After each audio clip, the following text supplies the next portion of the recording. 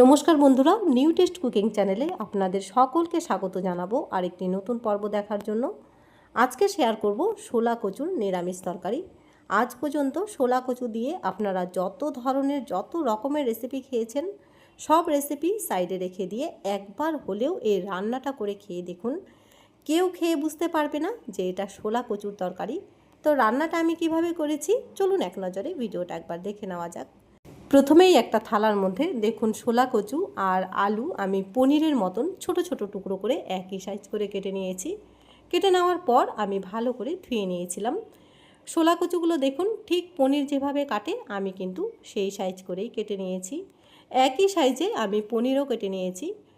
সম্পূর্ণ নিরামিষ রান্নাটা করব। রান্না করার পর তরকারির মধ্যে কোনটা যে পনির কোনটা যে শোলা কচু কেউ কিন্তু বুঝতে পারবে না। তো রান্নাটা করার আগে কিছু মশলা একবারেই রেডি করে নিয়ে রান্নাটা বসিয়ে দেব। একটা মিক্সিং জারের মধ্যে একটা আস্ত টমেটো, মিডিয়াম সাইজের টমেটোটা নিয়েছি, লম্বা লম্বা করে কেটে আমি দিয়ে দিলাম। সাথে 1.5 ইঞ্চি আদা একটু পাতলা করে কেটে দিয়ে দিচ্ছি, আর 4টে কাঁচা লঙ্কা দিয়ে এবার মিক্সিং জারের মধ্যে মশলাটা আমি বেটে নেব। আর সাইডে একটা বাটির মধ্যে দিয়ে দিচ্ছি 1 চামচ পরিমাণ জিরে গুঁড়ো, সাথে দেব হাফ টিস্পুন পরিমাণ ধনে গুঁড়ো, একই সাথে দিয়ে নিলাম 1 চামচ পরিমাণ শুকনো লঙ্কার গুঁড়ো, আর কালারের জন্য এখানে আমি 1 চামচ পরিমাণ কাশ্মীরি লাল লঙ্কার গুঁড়ো অ্যাড করে নিচ্ছি। কাশ্মীরি লাল লঙ্কার গুঁড়ো দেওয়ার কারণে তরকারিতে খুব সুন্দর একটা কালার আসবে।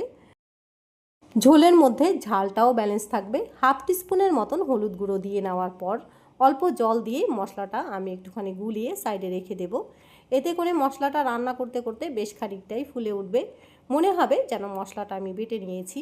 আর সাইডে দেখুন শোলা কচু আর আলু একটু ভাপিয়ে নিতে হবে, সেই জন্য আমি ইন্ডাকশানে টাইম সেট করে দিয়ে যাচ্ছি। 4 মিনিটের মতন ভাপিয়ে নিলেই হবে, খুব বেশি সেদ্ধ করার প্রয়োজন নেই। কারণ রান্নার বাকি স্টেপে কচুগুলো ভালো করে ভেজে নিতে হবে, ভালো করে কষিয়ে নিতে হবে, তখন কিন্তু কচুগুলো ভেতর থেকে খুব সুন্দরভাবে সেদ্ধ হয়ে যাবে। এখন হালকা ভাপিয়ে নিলাম। ভাপিয়ে নেওয়ার পর জল ঝরিয়ে নেব।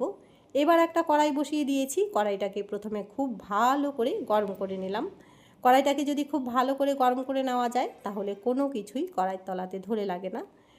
এবার একবারেই 3 টেবিল পরিমাণ সরষের তেল গরম করে নিয়ে তেলের মধ্যেই লবণ হলুদ দিয়ে নিলাম।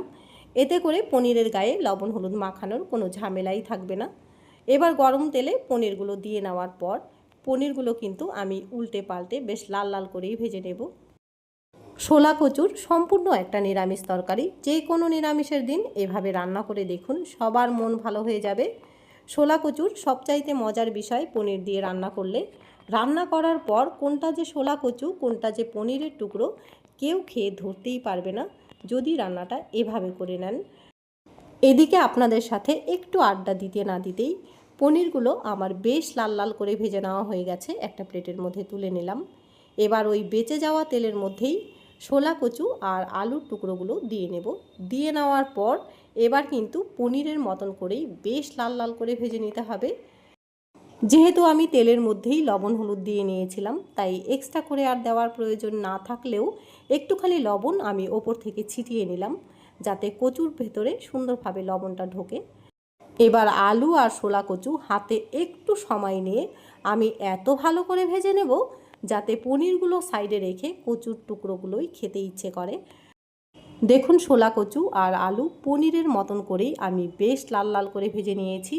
এবার একটা প্লেটের মধ্যে তুলে নিলাম। এবার ওই একই গরম তেলের মধ্যে আরও 2 টেবিল পরিমাণ সরষের তেল অ্যাড করে নিয়ে ফোড়ন দিচ্ছি 1 টুকরো দারচিনি, একটা শুকনো লঙ্কা মাঝখান থেকে ভেঙে দিয়েছি, আর তেজপাতাটাকেও ছিঁড়ে দেব। 2টো এলাচ মুখটা একটু ফাটিয়ে দিয়ে দিচ্ছি যাতে ফ্লেভারটা সম্পূর্ণ তরকারিতে সুন্দরভাবে ছড়িয়ে পড়ে। আর গোটা জিরে হাফ টিস্পুন পরিমাণ দিয়ে ফোড়ন আসা পর্যন্ত বেশ লাল লাল করে ভেজে নিতে হবে। ফোড়নের থেকে যখন মিষ্টি একটা সুগন্ধ বেরিয়ে এসেছে, ঠিক এই সময় প্রথমেই যে মিক্সিতে মশলাটা আমি রেডি করে নিয়েছিলাম সেই মশলাটা এখন ওপর থেকে ঢেলে নেব। মশলার কাঁচা ভাবটা যাওয়া পর্যন্ত ফোড়নের সাথে কিন্তু বেশ লাল লাল করে ভেজে নিতে হবে। মশলার বেশ একটা কাঁচা ভাব চলে গেছে। ঠিক এই সময় বাটির মধ্যে যে শুকনো মশলাগুলো আমি ভিজিয়ে রেখেছিলাম সেই মশলাটা উপর থেকে ঢেলে নিলাম। আর বাকি মশলাটা যাতে বেশ না হয়ে যায় সমস্ত কিছু একসাথে ধুয়ে নেওয়ার পর জলটা আমি মশলার মধ্যেই দিয়ে নেব। এবার মশলাটাকে কিন্তু হাতে একটু সময় নিয়ে খুব ভালো করে কষিয়ে নিতে হবে যাতে মশলা কষাতে কষাতে মশলা থেকে তেল রিলিজ হতে শুরু করে। আর দেখুন আমিও কিন্তু মশলাটাকে খুব সুন্দরভাবে কষিয়ে নিয়েছি, মশলা থেকে তেল রিলিজ হতে শুরু করেছে। ঠিক এই সময় ভেজে রাখা আলু আর কচুর টুকরোগুলো আমি ওপর থেকে দিয়ে নেব। দিয়ে নেওয়ার পর আবারও খানিকক্ষণ মশলার সাথে কষিয়ে নিতে হবে। আর এই যে দেখুন সমস্ত কিছু বেশ ভালো করে কষে গেছে। ঠিক এই সময় গ্রেভির জন্য আমি 1.5 গ্লাসের মতন জল দিয়ে নেব। তবে ঝোলের পরিমাণটা নিজেরা নিজের মতন করে বুঝে দেবেন। আমি 1.5 গ্লাসের মতন ঝোলের জন্য জল দিয়ে নিয়েছি। এবার ঝোলটাকে খুব ভালো করে ফুটতে দেব। তরকারিটা ফুটতে ফুটতে বেশ 1/2 ইঞ্চি কমে গেছে। ঠিক এই সময় দেখুন তরকারির কত সুন্দর একটা কালার। লাস্ট ফিনিশিংয়ে তরকারির কালার দেখলে আপনি অবাক হয়ে যাবেন। কেউ খেয়ে ধরতেই পারবে না যে শোলা কচু দিয়ে এত সুন্দর একটা তরকারি রান্না করা যায়। এবার নামানোর আগে ভেজে রাখা পনিরগুলো দিয়ে নিলাম। আর সাথে আমি দিয়ে নিচ্ছি ওকরা কোম্পানির এলাচি পাউডার। চাইলে এখানে আপনারা গরম মশলার গুঁড়োও ব্যবহার করতে পারেন। আর যেহেতু নিরামিষ তরকারিতে 1 চামচ ঘি দিলে রান্নার শেষে খেতে বেশি ভালো লাগে, তাই আমিও 1 চামচের মতন ঘি দিয়ে নিলাম। এবার তরকারিটা বেশ মজিয়ে রান্না করে নামিয়ে নিলেই শোলা কচুর সম্পূর্ণ একটা নিরামিষ তরকারি আমাদের পরিবেশনের জন্য একদম রেডি। তরকারির ফাইনাল লুকটাও আপনাদেরকে একটু দেখিয়ে দিলাম। আজকের রান্নাটা কেমন লেগেছে কমেন্ট বক্সে জানাতে ভুলবেন না। আমি আজকের মতন এখানেই বিদায় নেব। নেক্সট ভিডিওতে আপনাদের সাথে আমার আবার দেখা হবে।